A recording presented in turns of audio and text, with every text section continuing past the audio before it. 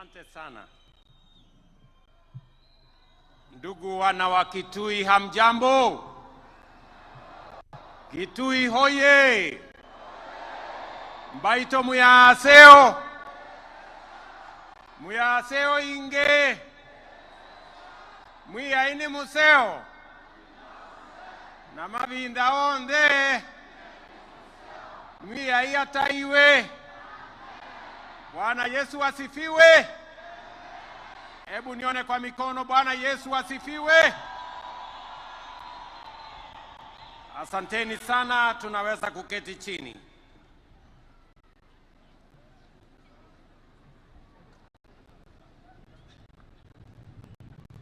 Your Excellency, Bassirou Diomaye Faye, President of Senegal. Your Excellency, Madam Adriano Alfonso Melaine, Prime Minister of Mozambique. Excellencies, distinguished ladies and gentlemen, fellow citizens, before I make my statement, wakati tulikubaliana na tukaamua ya kwamba sherehe ya Mashujaa mwaka wa 2025 itafanyika hapa Kitui kwa mara ya kwanza,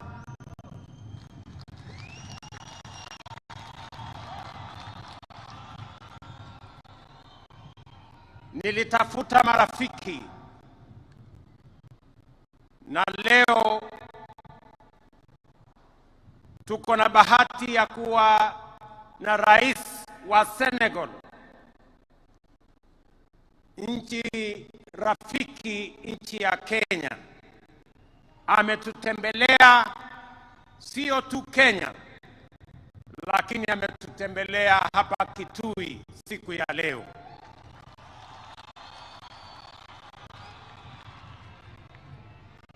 Na vile vile nilimuuliza rafiki wetu mwingine, rais wa Mozambique, na kwa heshima kubwa alikuwa na shughuli nyingi, lakini ametuma Prime Minister wa nchi ya Mozambique na yuko hapa Kitui pamoja na sisi. Jameni, mnawakaribisha hawa marafiki zetu, mnawakaribisha hawa wageni wetu. Wapi nduru ya hawa wageni wetu jameni, watu wa Kitui? Kweli naona mmewakaribisha. Wacha nimualike in a very special way my brother Faye, on behalf of the government and people of Kenya. We don't take it for granted that you have taken time out of your busy schedule at home to come and visit us and participate in this national celebration, not necessarily in our capital city, but in our town of Kitui. We don't take it for granted, Mr. President, and the people of Kitui sincerely appreciate that you have made time to come all the way. I will now request you, Mr. President, to make some remarks as we celebrate our Heroes' Day here in Kitui in Kenya. Welcome.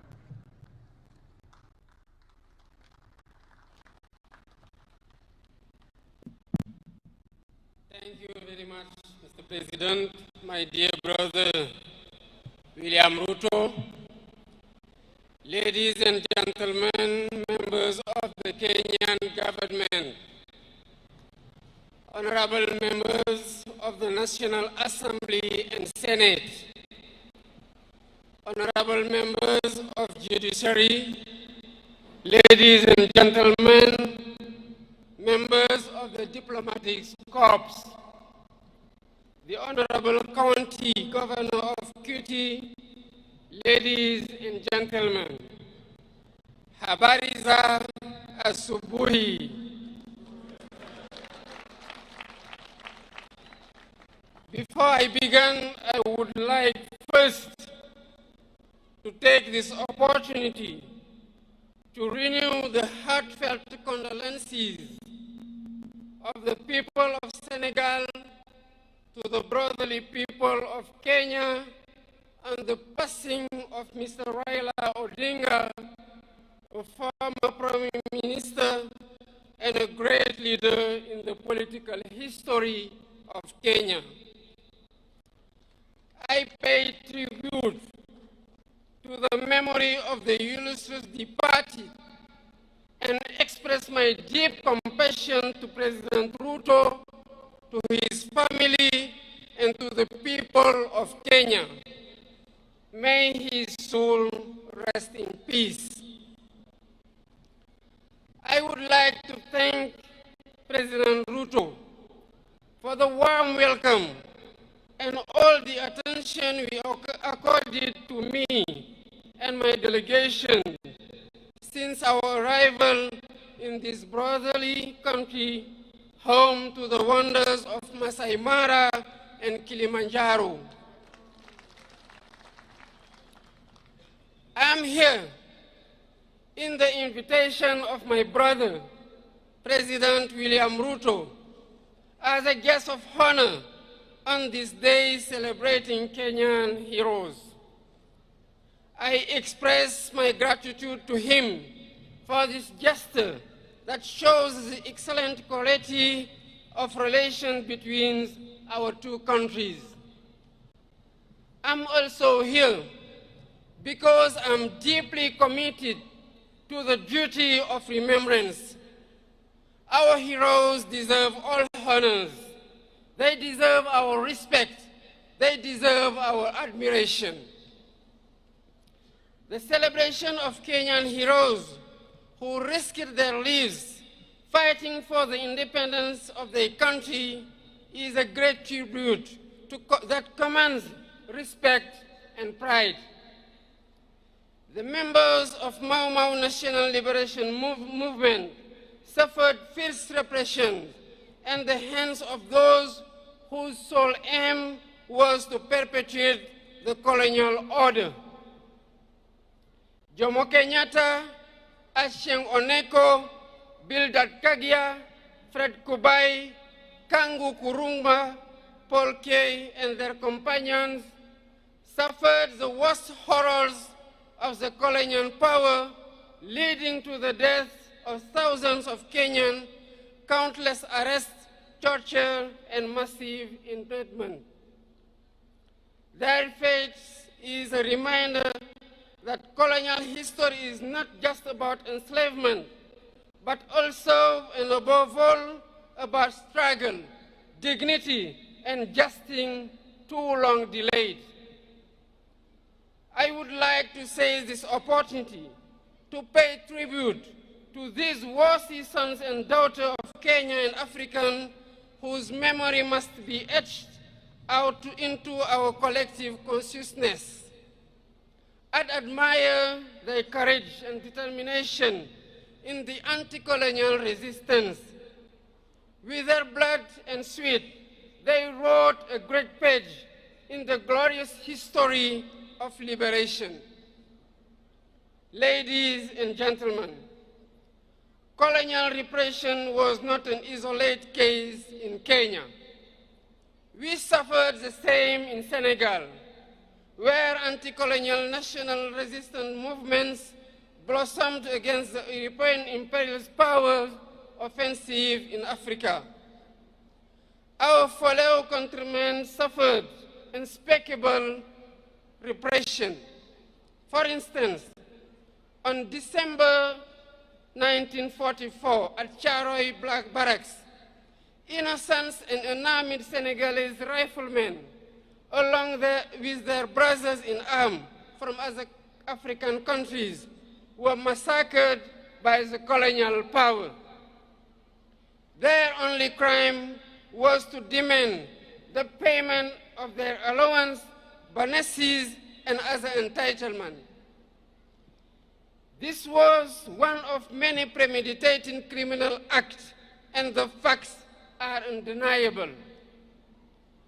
Out of duty of remembrance, truth, and justice, we cannot forget these horrors, nor the sacrifice of our national liberation heroes and founding fathers of our nation. The full history must be recalled. These valiant sons and daughters of Africa must be celebrated because celebration is an educational tool in the transmission of our values and virtues.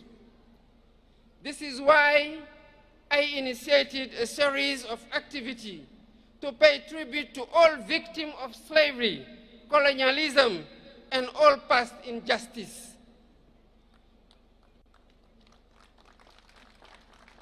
The first such initiative was to commemorate the 18th anniversary of the massacre of Senegalese riflemen last year. We are preparing to mark the second edition on December next, in communion with the 16 other troops contributing nations to the regiment commonly known as Senegalese riflemen. Ladies and gentlemen, to consolidate these various remembrance initiatives on the African continent, it is vital that we develop synergy in our efforts. I am on the view that to reclaim our history and restore the memory and dignity of these valiant Africans, we need to take several steps, including, first, build monuments and museums in honor of our heroes to serve as open spaces of reverence and remembrance. Second, build documentation and research centers to keep records, testimonies, and narratives about our heroes, while supporting research and education on this history of great African resistance fighters against slavery, colonialism, and worse form and injustice. Third, our streets, public squares, and buildings should bear the names of our heroes so that their sacrifice and feats of arms be etched into our daily life and collective history. Fourth, teach our history in our education curricula. Thus, future generation will grow up with a thorough understanding of these episodes of our past. Fifth, instead throughout Africa, days dedicated to our heroes, like the one we are celebrating today.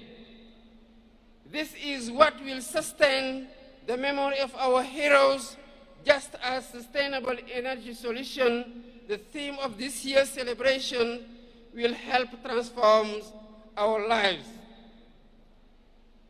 With the mastery of energy and sufficiency production capacity, Africa shall build the foundation of her development, the engine for her economic transformation, and foster technological and social innovation.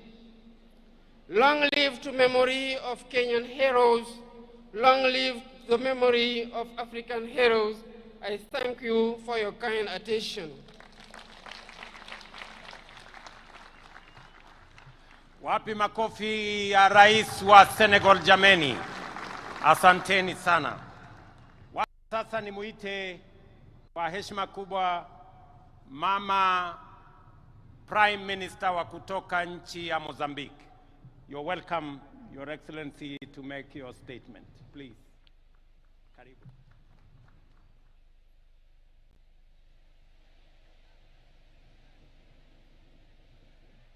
Mchana. Sua Excelência William Ruto, Presidente da República do Quênia. Sua Excelência Bassirou Faye, Presidente da República do Senegal. Excelências, minhas senhoras, meus senhores, todo o protocolo observado. Your Excellency William Ruto, President of the Republic of Kenya. Your Excellency Bassirou Faye, President of the Republic of Senegal. Excellencies, ladies and gentlemen, all protocols observed. Iniciamos a nossa intervenção transmitindo as calorosas saudações e cumprimentos de Daniel Francisco Chapo, Presidente da República de Moçambique, a todos aqui presentes e, em particular, ao povo amigo e irmão queniano que hoje celebra o Mashujaa Day, Dia dos Heróis.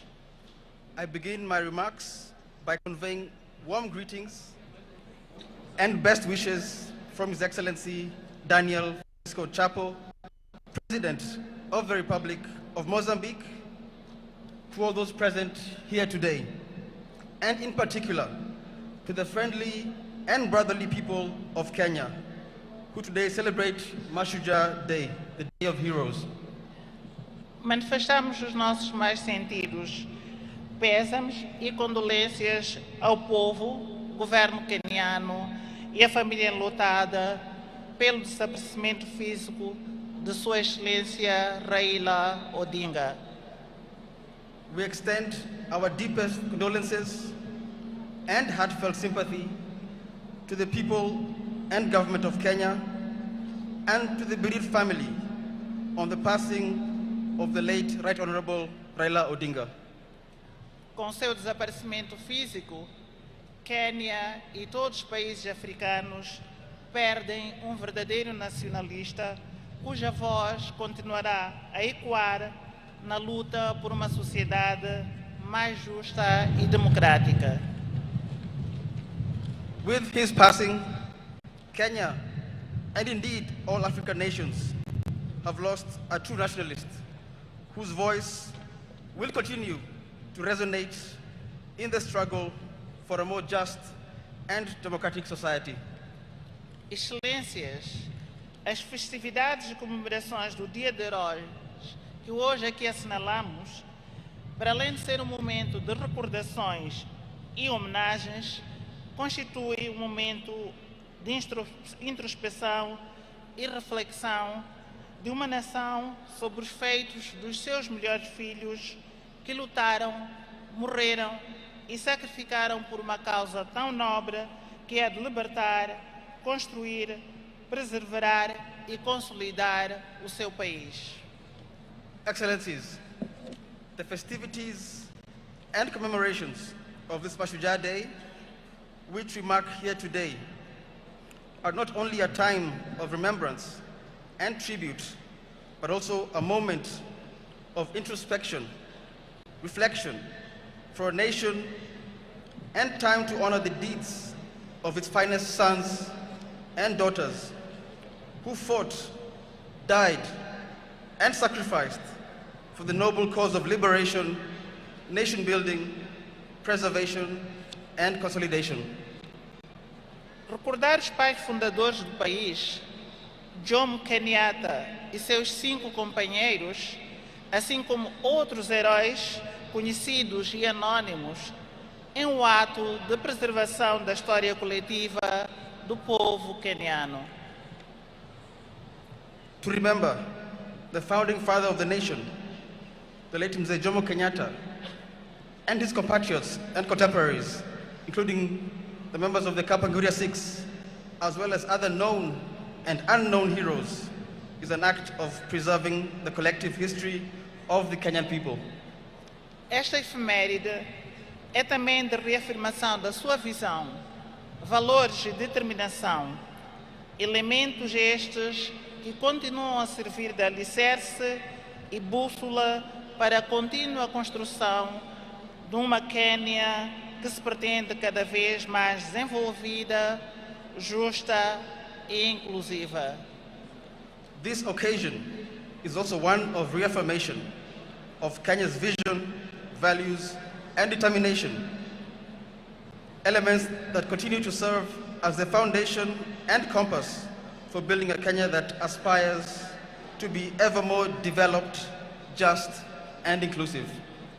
Os seus ensinamentos, ideais e valores continuam vivos, não só no seio dos quenianos, como também dos povos africanos, constituindo ferramentas e referências fundamentais para que continuemos a construir e a consolidar as conquistas até aqui alcançadas. Their teachings, ideals, and values remain alive, not only among Kenyans, but also among the peoples of Africa, serving as essential tools and points of reference as we continue to build upon and consolidate the gains attained thus far. Na unidade reside a força, liberdade e dignidade que todos almejamos. In unity lies the strength, freedom, and dignity we all seek. Termino agradecendo pelo convite endereçado a Moçambique para participar nas celebrações desta efeméride tão importante para o povo queniano e agradecendo a hospitalidade que nos tem sido concedida desde a nossa chegada. In conclusion, allow us to express our sincere appreciation for the invitation extended to Mozambique to participate in the commemoration of this occasion, which is of great importance to the people of Kenya. Muito obrigada. Asante sana.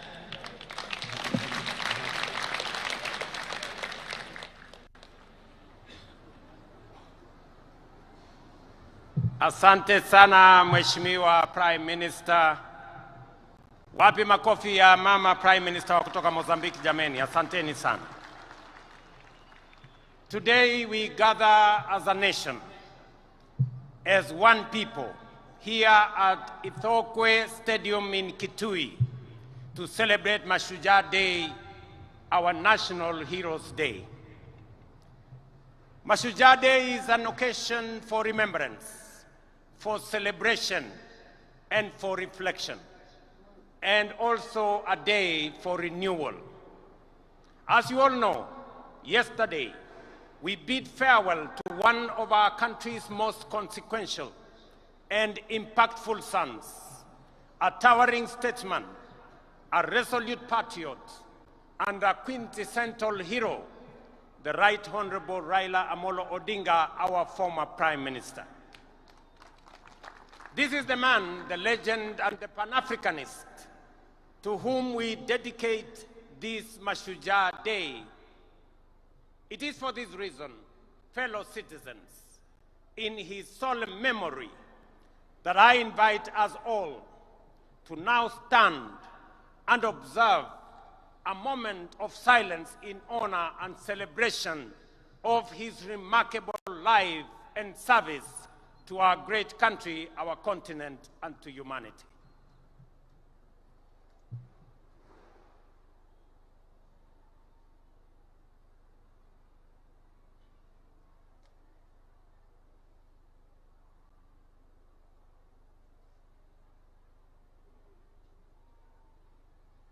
Thank you very much. Thank you very much.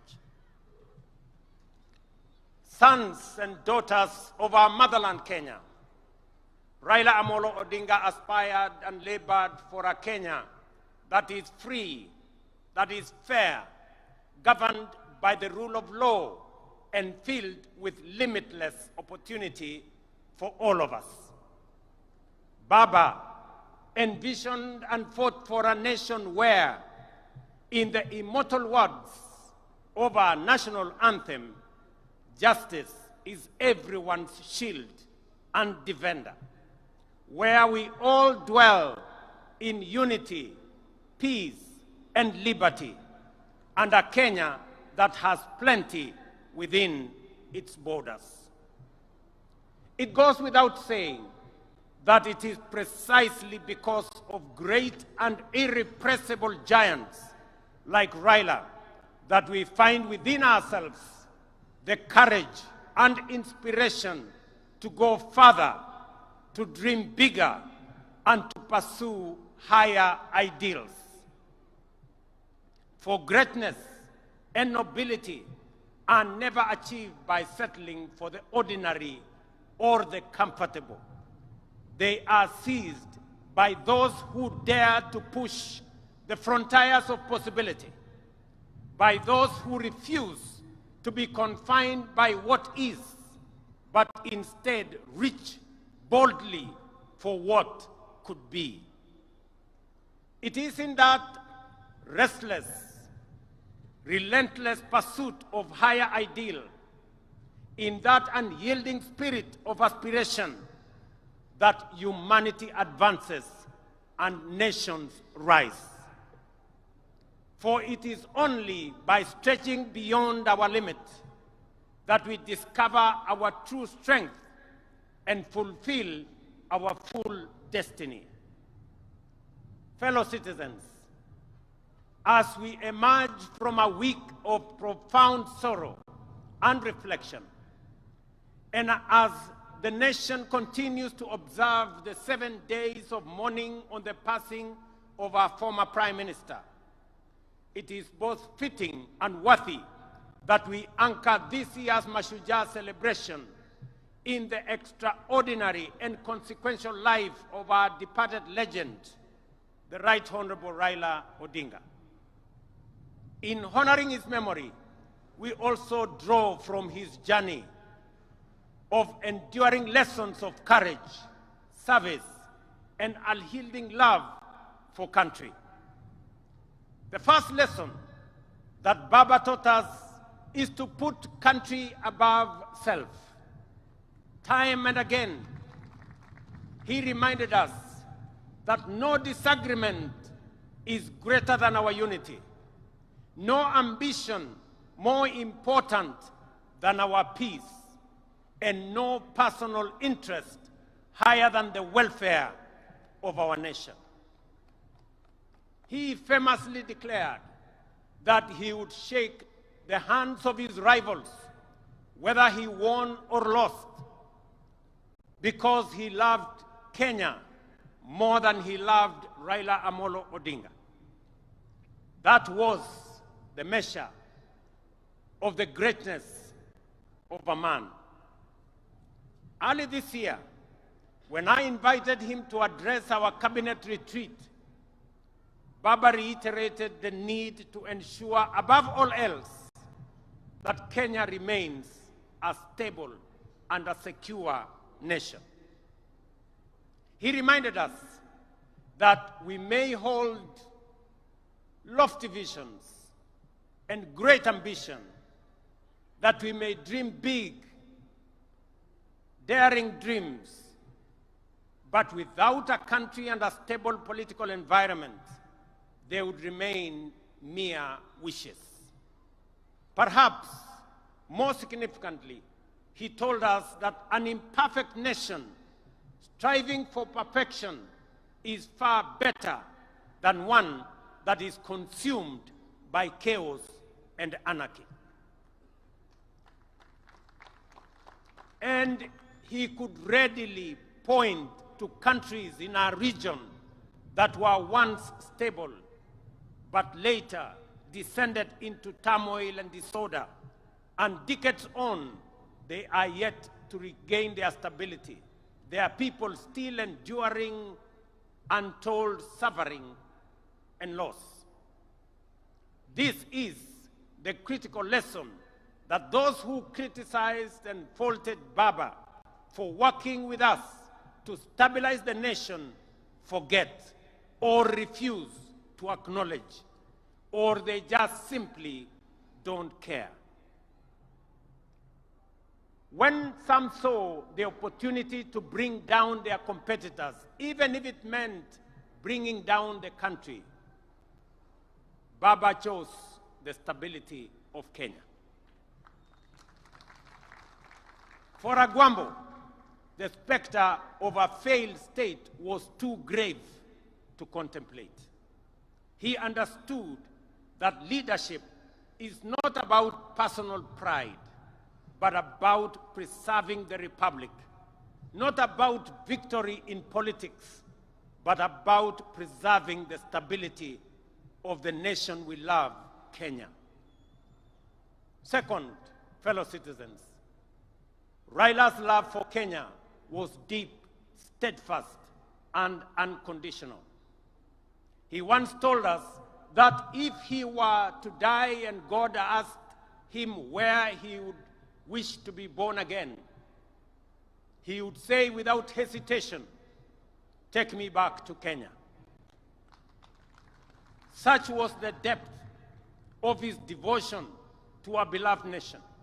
He knew that Kenya, like all nations, was not perfect, that nation building was work in progress, that it is only renewed with every generation. He understood that we are an imperfect people, always striving towards a more perfect union. Yet even in our flaws, he saw magic and beauty.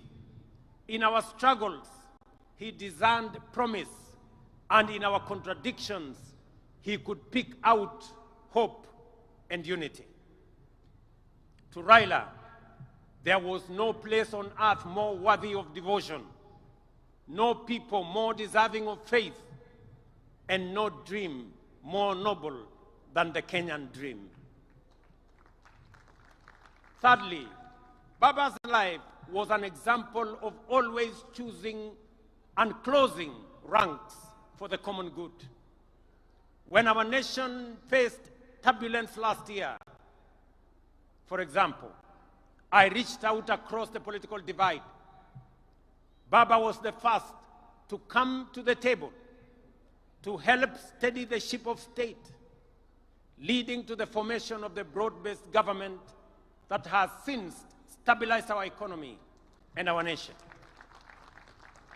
That is what heroes do. When the stakes are high, they rise above partisanship and put the country first. Even during the last election campaigns, when faith placed us once again on opposite sides of the political divide, Baba spoke words that will echo through generations. He said, and I quote, "I have been to the mountaintop. I have seen the glory land. I may not get there with you, but together we will get there." End of quote. In those words lay the essence of his leadership: selfless, visionary, and anchored in faith that Kenya's destiny transcends any individual. He reminded us that collaboration, even with rivals, is not an act of political convenience, but a sacred pact with posterity. For Baba, it was never about him becoming president. It was about Kenya having a good president, and Kenya moving from a third world status to a first world status in a short time as possible, so that we, as a people and as a nation, can realize our true potential. The glory land that he saw at the mountaintop is the better, the greater, and the more perfect union for which we must now, on this Mashujaa Day, dedicate ourselves anew. Fourth, our former Prime Minister was a foremost preacher of national unity.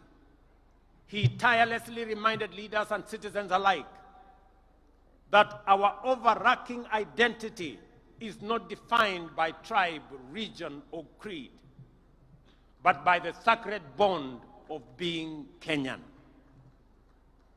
He often urged us to think Kenya first, to let the idea of one nation under one flag rise above all else.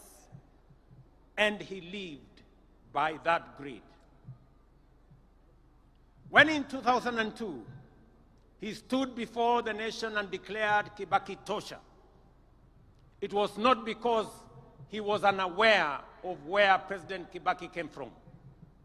It was because he saw, beyond geography and ethnicity, he saw Kenya as one united nation under God. Fellow countrymen and women, it would therefore be a desecration of his legacy if we were to allow ourselves to be divided by sectarian interests, by the peddlers of hate, or by the see nothing good about Kenya battalion. The fifth lesson from Baba's life is one of unshakable faith in the future. He was a die-in-the-wool eternal optimist. Through every trial, setback, and triumph, the Right Honorable Raila believed that Kenya's best days were still ahead. He endured prison, persecution, and political defeat, yet never surrendered to bitterness or gave in to hopelessness. His optimism wasn't anchored on naivety. It was courage in motion. His life was a constant reminder that no setback is final, no dream too distant, and no obstacle insurmountable for a people determined and are united by purpose. At this juncture, fellow patriots, allow me to share reflections on the future of our great country, drawn from my intimate and wide-ranging conversations with the Right Honorable Raila Amolo Odinga in the final months of his remarkable journey, as well as with leaders from across the political divide. In our engagements, Baba often spoke with immense passion and at times frustration about the pace of our national progress. He would often wonder why nations like South Korea, Singapore, or Malaysia, which were once at par with Kenya just a few decades ago, had leapt forward to first world status while we still grapple with the basics. In those moments of honesty and deep introspection, we came to a shared conclusion that the true driver of national development is leadership. And I repeat, is leadership. Not leadership focused on the next election, but leadership that aspires to impact the next generation. Leadership that dares to dream beyond its time and even its capacity. Leadership that is bold, visionary, and relentless in pursuit of the common good of our nation. And we agreed that if Kenya is to attain first world status within our lifetime, as it must, we should set for ourselves daring, audacious goals and pursue them with unwavering focus. It is in this very conviction, ladies and gentlemen, that has guided my engagements with leaders and stakeholders from across the political divide. I have consulted with my former boss, the fourth president of Kenya, His Excellency Uhuru Kenyatta. I have held discussions with majority of members of parliament, and they are here. I have consulted with many governors and grassroots leaders from every corner of the nation. And I will continue to engage because Kenya's progress must never be a partisan pursuit. It is a national inclusive mission. Through these deliberations, I have arrived at a clear conclusion that although we have made commendable progress in stabilizing the nation over the last 3 years, the time has come to take the country to the next level. And to do so, we must act decisively on at least 3 national priorities. Our first priority is food security. We cannot speak of prosperity while spending over 500 billion shillings every year importing food into Kenya, including maize, importing wheat, rice, sugar, edible oil, among many.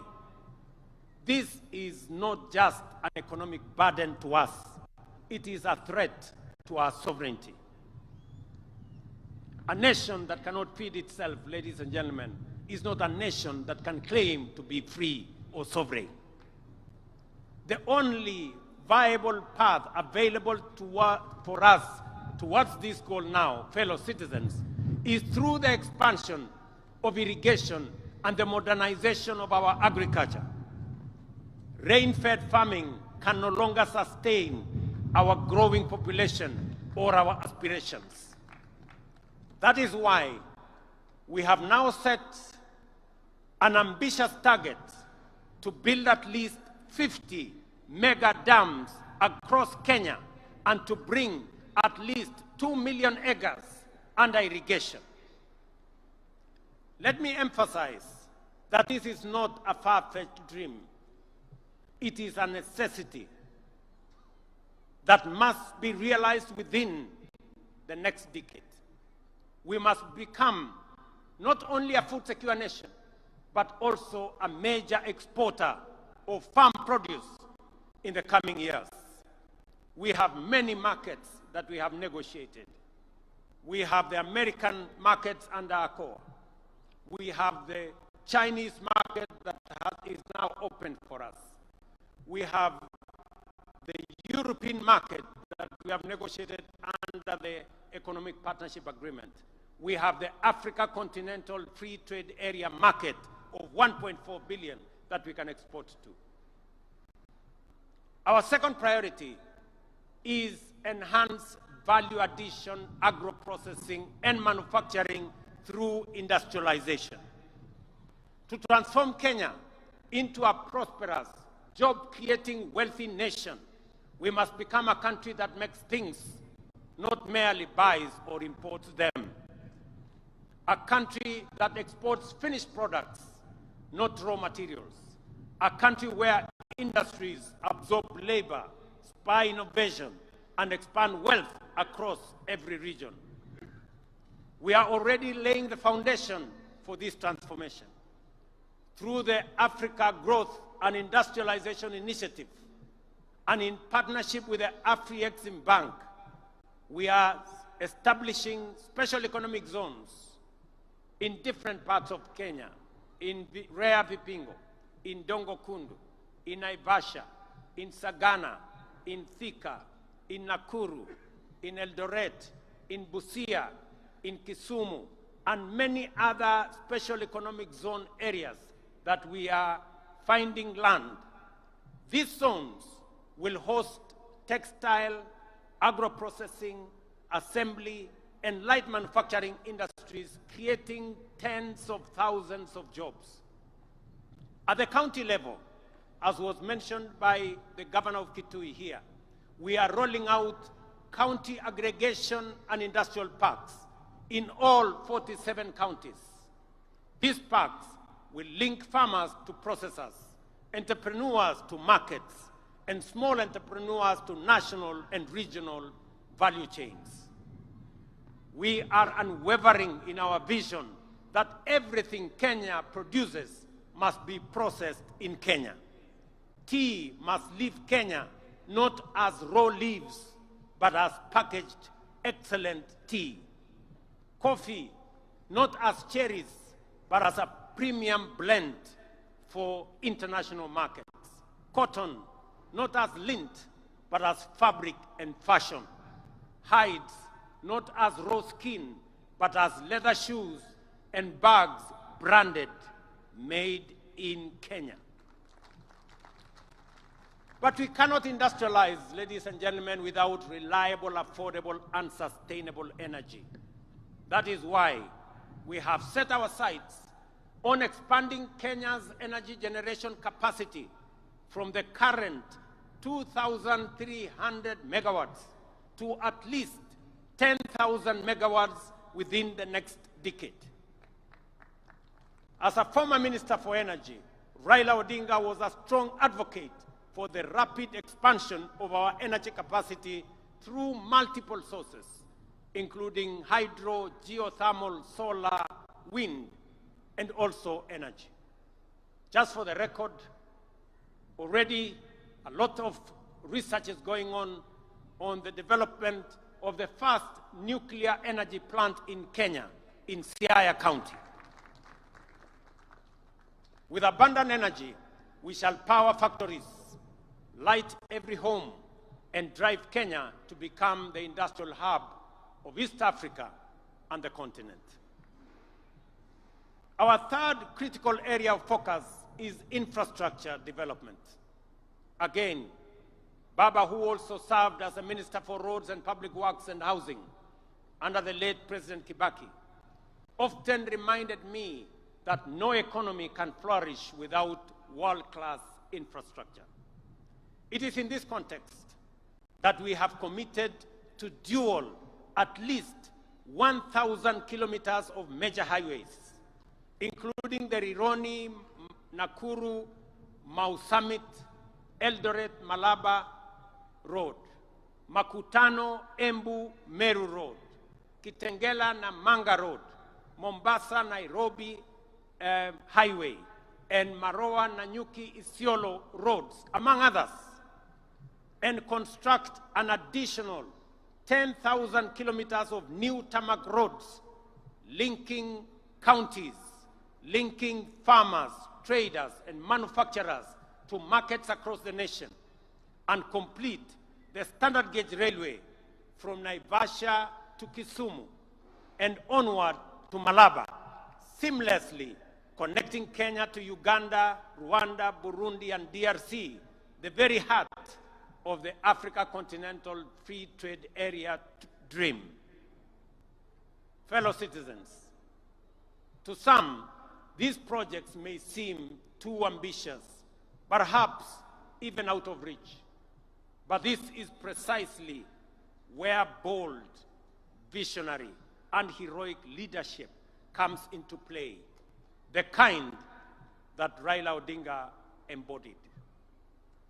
It is the reason that on this Mashujaa Day, in recognition of his extraordinary contribution and enduring legacy, the government and the people of Kenya inscribe Raila Odinga's name among the foremost of our heroes under the public seal of the Republic of Kenya.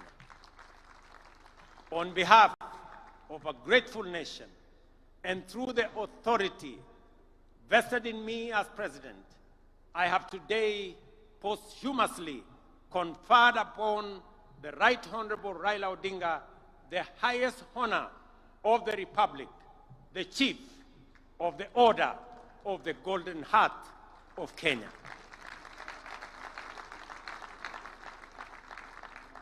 Fellow citizens, I recall that when I spoke during Raila Odinga's state funeral, I wondered, where will another Raila come from? The truth is, there will forever be only one Raila Amolo Odinga, a single spirit, a towering patriot, and a hero for ages. But if we, the people he so deeply loved and served, choose to live by the lessons he's taught us, to love Kenya more than we love ourselves, to put unity above division, to aspire for greater, and to serve with courage and conviction, then we can become a great nation of 50 million heroes. And in doing so, Kenya will rise from the heights once thought unimaginable within our generation. That, fellow patriots, is our noble challenge on this Mashujaa Day. Kabla sijamaliza hotuba yangu, ndugu wananchi wa Kitui na Kenya, kwanza mimi nataka niwashukuru sana wananchi wa Kitui kwa sababu mmekuja kwa wingi sana. Tuko na halaiki ya watu wengi sana hapa Kitui leo, na mmekuja hapa kuunganisha na kuungana na ndugu zenu wananchi wa taifa letu la Kenya. Leo Kenya mzima inajulikana sherehe ya Mashujaa inafanyika katika mji wa Kitui.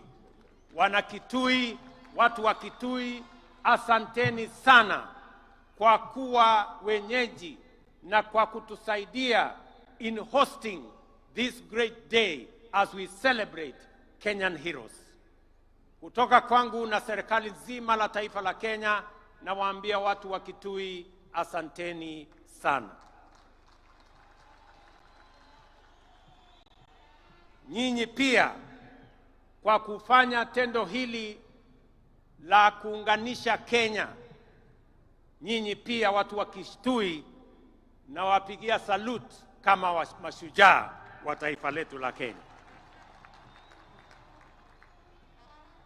Nyinyi mnajua nilikuwa na mpango ya kutembea hapa Kitui kwa shughuli ya mambo ya maendeleo ya taifa letu, hasa mambo ya maendeleo ya Kitui County. Ilikuwa nije hapa Wednesday na nikuwe hapa tena Ijumaa na nikuwe tena hapa kesho na kesho kutwa. Nilikuwa nimepanga safari ya siku 5 hapa Kitui na pia katika sehemu zingine za Ukambani. Lakini kwa sababu ya msiba tuliopata, hiyo ziara yangu sasa nitaipeleka mbele kidogo.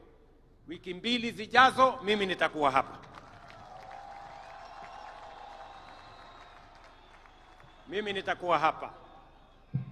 Na nitakuwa hapa makusudi kwa sababu Kitui, Ukambani kwa siku nyingi imewachwa nyuma. Na mimi nimesema kwa vyovyote Mungu anijalie hii Ukambani haitawachwa nyuma tena. Nataka mnisikize jameni, ndugu zangu watu wa Kitui. Sisi ni wananchi wa taifa moja. Sisi ni wananchi wa nchi moja, taifa letu la Kenya. Siasa ya zamani ya ubaguzi, siasa ya migawanyiko na chuki na ukabila ndio imetuletea hasara ya sehemu zingine za Kenya kuachwa nyuma kwa sababu ya siasa duni ya kubagua wananchi wengine.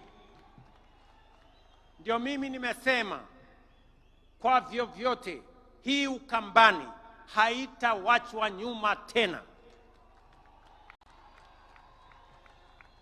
Mnanielewa? Wacha nirudie.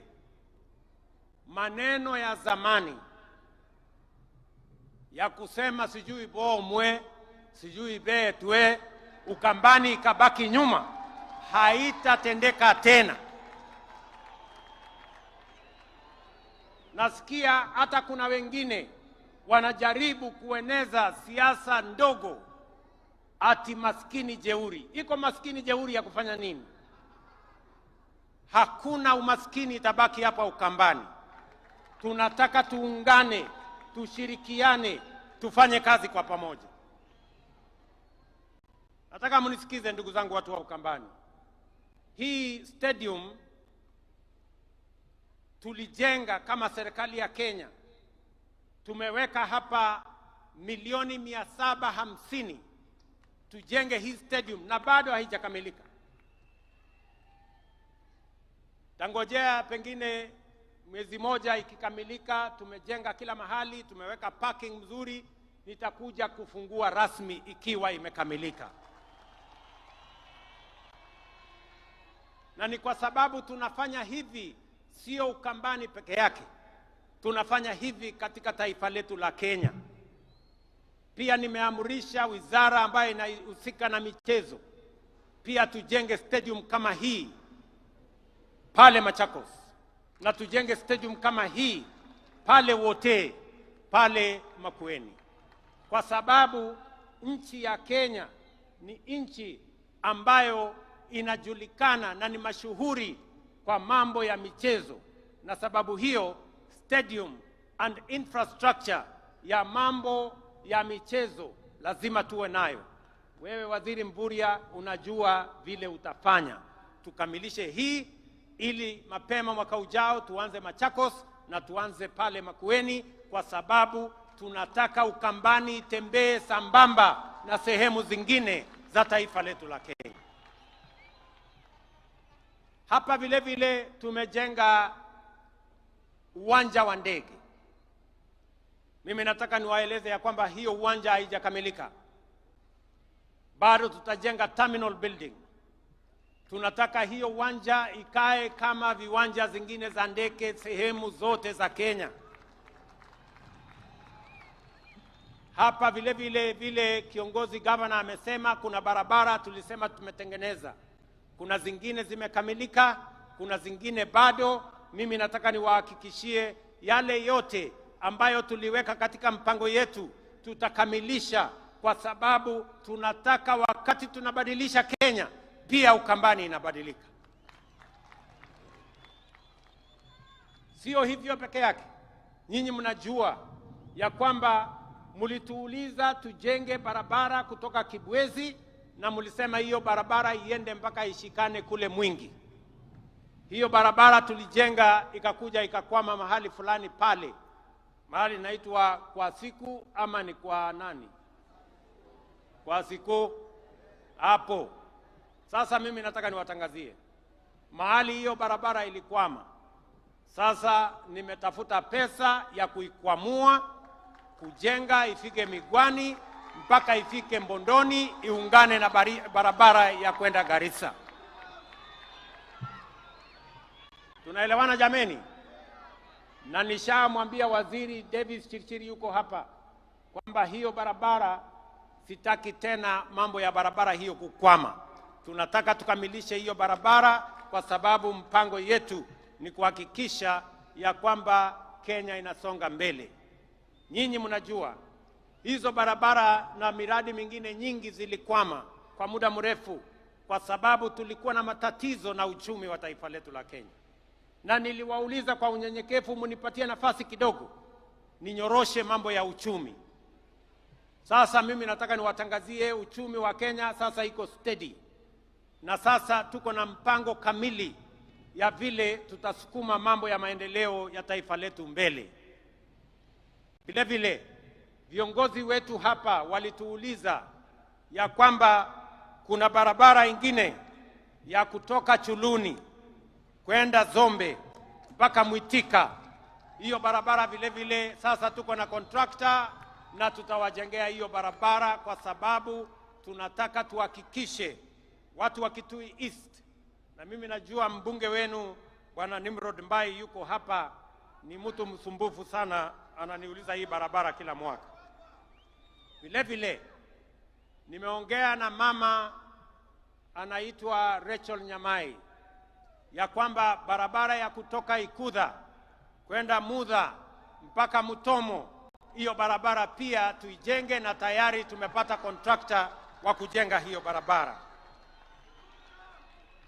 Vile vile mnajua kuna barabara ilikwama kule Mwingi, ile barabara ya kutoka Kamuongo kwenda Kandwiwa. Hiyo barabara vile vile sasa tuko na pesa ya kukamilisha section ambayo ilikuwa imekwama pale. Vile vile nyinyi mnajua tumepoteza watu wengi, vile governor alivyosema pale Enziu Bridge. Hiyo daraja imekuwa daraja ya maafa. Mimi nataka niwaeleze sasa watu wa Ukambani, waziri yuko hapa, nimempatia maagizo na nimesema kabla ya Februari mvua ianze mwaka ujao, hiyo daraja iwe imekamilika, ndio tusiwe tena na maafa katika hiyo barabara. Tumeelewana watu wa Ukambani na Kitui? Vile vile Nataka mnisikize kwa makini. Hapa Kitui pia tuko na mpango mkubwa ya kusambaza stima. Nilikuwa nije hapa hiyo siku kwa sababu ya harakati hiyo ya kusukuma stima. Mimi naelewa kupitia kwa viongozi wenu ya kwamba bado tuko na wananchi wengi hawajafikiwa na huduma ya stima. Ni kweli ama si kweli? Sababu hiyo serikali ya Kenya imetoa pesa shilingi bilioni 2.2 kuunganisha manyumba ya wananchi hapa Kitui 16,500 mpya. Between now and February next year, hizo manyumba 16,000 tutakuwa tumeziunganisha stima, na baadaye tutakubaliana, baada ya hiyo awamu tutapanga tena vile tutahakikisha kwamba stima inafika kwa manyumba zenu na tunaondoa giza, ndio shetani ashindwe. Mimi vile nataka niwaeleze ya kwamba hapa Kitui kupitia program yetu ya affordable housing markets pamoja na hostels tumewapatia budget ya shilingi bilioni 15 ya Kitui. Tayari tuko na projects ya shilingi bilioni 7. Tuko na soko, mmesikia governor akisema soko kubwa ya Kitui Town. Hiyo soko kubwa ya Kitui Town sasa tutaichukua kutoka county, tutaimaliza na tutakamilisha. Vile soko ya Mwingi Town. Pia pale Mwingi Town tunataka kujenga soko kubwa kwa sababu mji wa Mwingi ni mji mkubwa. Vile kuna soko ya mahali inaitwa Kalundu. Mimi mnajua mahali Kalundu iko. Na soko pale Kabati pia tunataka kujenga soko kubwa. Na vile Mutomo tujenge soko kubwa. Alafu tuko na soko zingine 10 katika sehemu mbalimbali. Soko yote tunajenga hapa Kitui ni soko 14 mpya ambayo itasaidia wakulima wetu waweze kupata mahali ya kupeleka mazao yao isiharibike. Tuwe na storage, tuwe na cold room, tuwe na mahali ya kuuza, mahali kuna heshima, mahali kuna maji, mahali kuna stima, na mahali wale wote wanaofanya hiyo biashara wanaweza kuendesha biashara hiyo bila ya matatizo yeyote.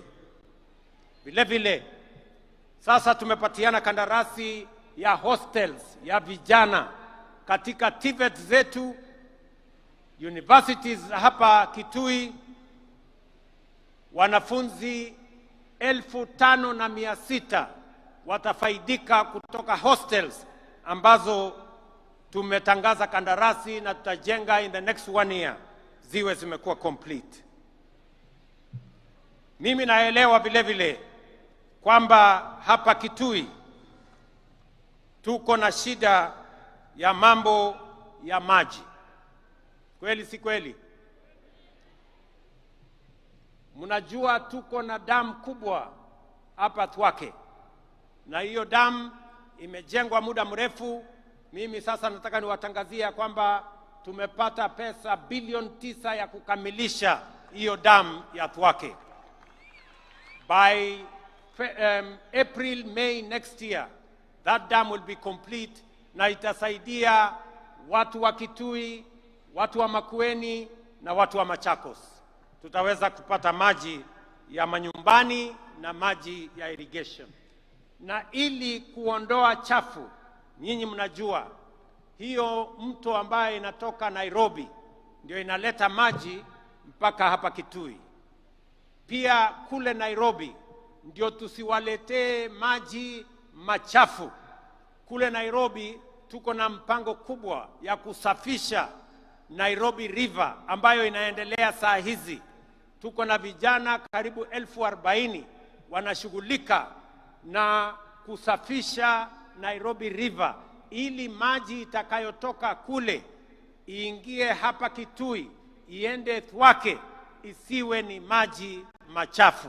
Tuhakikisha kwamba mnapata maji masafi ndio tuweze kutumia manyumbani na vile tuweze kutumia kwa mambo ya kilimo.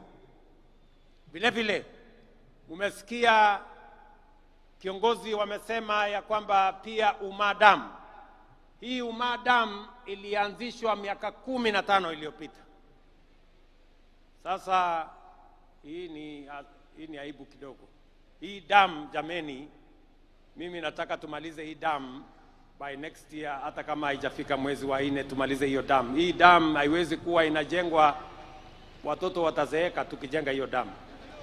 Kwa hivyo mimi nimemwambia waziri, na waziri yuko hapa, Bwana Muridhi, mambo ya hiyo dam, whatever it takes, we must get the resources and complete that dam, kwa sababu watu wa Kitui wanahitaji maji kutoka dam hiyo ya hapo Uma. Na vile vile niwaeleze ya kwamba tayari tuko na mpango ya dam ya High Grand Falls ambayo iko kati ya kaunti yenu ya Kitui na kaunti ya Tharaka Nithi katika sehemu ile ingine.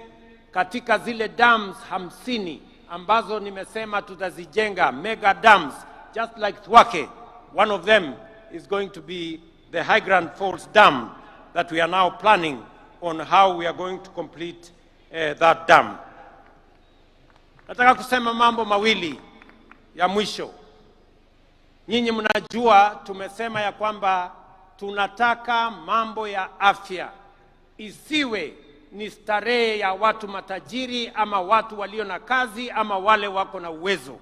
Tunataka afya iwe ni haki ya kila Mkenya. Na sababu hiyo ndio tumeweka mpango mpya wa universal health coverage ambayo itahakikisha kwamba kila Mkenya anaweza kwenda hospitali yeyote atibiwe na mpango wa serikali iweze kulipia gharama ya hospitali. Watu wa hapa Kitui, katika orodha yetu ama statistics yetu, watu wa Kitui ambao mumejiandikisha kwa SHA ni watu 405,000. Watu 405,000 wamejisajili kwa watu 1,100,000, kumaanisha 36% ya watu wa Kitui wamejiandikisha. Mimi nataka niwaulize wananchi wa Kitui, kujiandikisha ni bure. Wewe ujiandikishe. Ukijiandikisha itatusaidia kujua madawa ambayo inahitajika ni kiasi gani, wauguzi ni kiasi gani, equipment ya kutumia katika matibabu ni kiasi gani. Na vile vile tumeweka pesa ya serikali kusema kila mwananchi, wewe mtu ya Kitui, ukienda kwa hospitali na umejiandikisha kwa SHA, utoe evidence yako kwamba umejiandikisha kwa SHA, utatibiwa, utadungwa sindano kama ni kudungwa sindano, ama upatiwe dawa kama ni kupatiwa dawa, na serikali ya Kenya itakulipia, usilipe chochote. Na kama kuna hospitali inalipisha wananchi, mimi nataka wananchi wapige ripoti kwa polisi, kwa sababu gharama ya hospitali tumeweka pesa ya serikali ya kulipia gharama ya hospitali kwa Wakenya wote. Kitui mnanielewa? Kitui mnanielewa?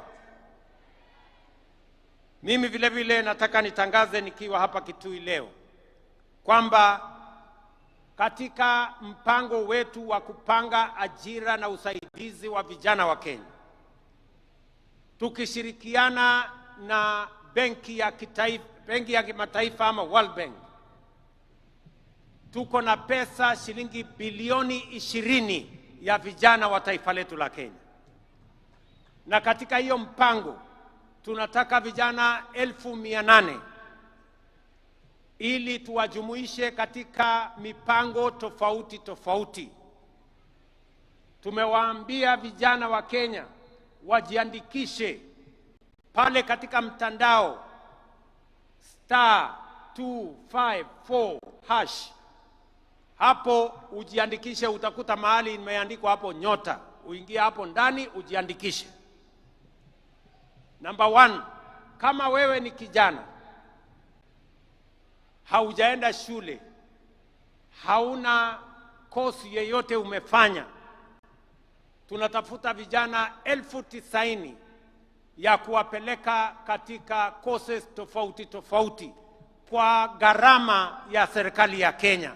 Hautalipa chochote, lakini tutakupeleka college na utapata vile unaweza kujisimamia ukiwa sasa umepata course ama umepata ufundi wa aina tofauti tofauti.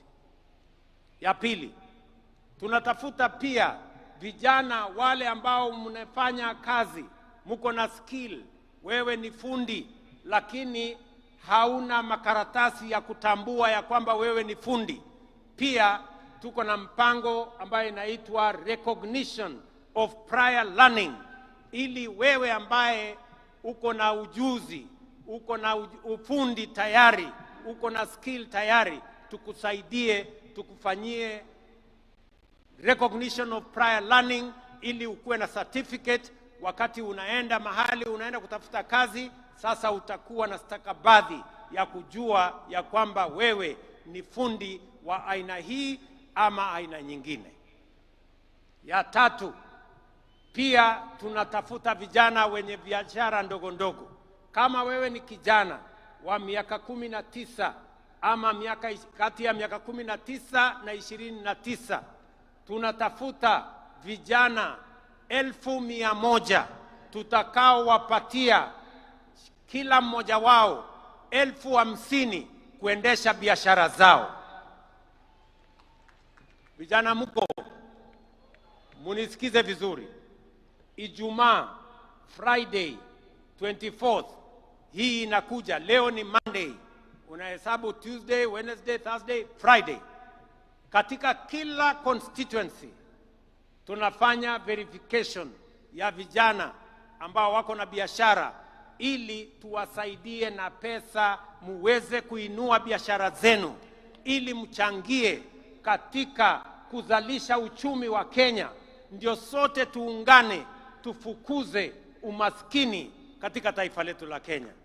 So on Friday there will be verification in every constituency in Kenya. The 290 constituencies, there will be verification of the young people who will then benefit from resources that will help them grow their businesses. And I am asking that in this verification, we are looking for 100,000 young people, so that we can give each one of them 50,000 shillings for them to enhance their businesses wherever they will be. And I want to ask all leaders, viongozi wetu, magavana, wabunge, MCAs, tusaidiane ili vijana ambao wanafaa kupatiwa hizi pesa tuwatambulishe, ndio tuinue hali ya uchumi ya vijana wetu, wakati tunazidi na kupanga vile vijana wetu wote watajumuika aidha kwa biashara ama kwa kazi, ndio tuweze kusukuma taifa letu la Kenya mbele.